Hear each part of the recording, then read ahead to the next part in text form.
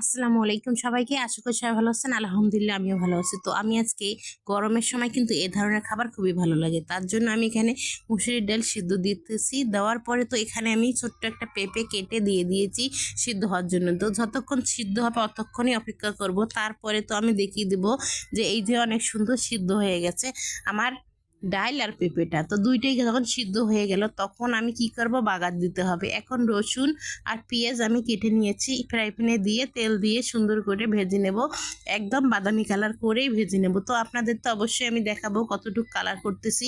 এই যে দেখুন, এখন আমি এখানে কয়েকটা জিরা দিয়ে দিলাম। জিরা দিলে কিন্তু ডাইলের স্বাদ দ্বিগুণ বেড়ে যায়। তারপরে তো হয়ে গেল, এখন আমি বাগার দিয়েই দিলাম। দেওয়ার পরে এখানে একটুখানি আমি জিরার গুঁড়া দেব লাস্টে, না ধনে গুঁড়া দেব, জিরা গুঁড়া দেব না। তারপরে এই তো হয়ে গেল আমার। এখন আমি একটা বাটিতে উঠে আপনাদেরকে দেখিয়ে দেবো, দেখুন কত সুন্দর হয়েছে। তো গরমের দিনে এ ধরনের খাবার খেতে খুবই ভালো লাগে, তাই আমিও রান্না করে ফেললাম ঝটপটের ডাল।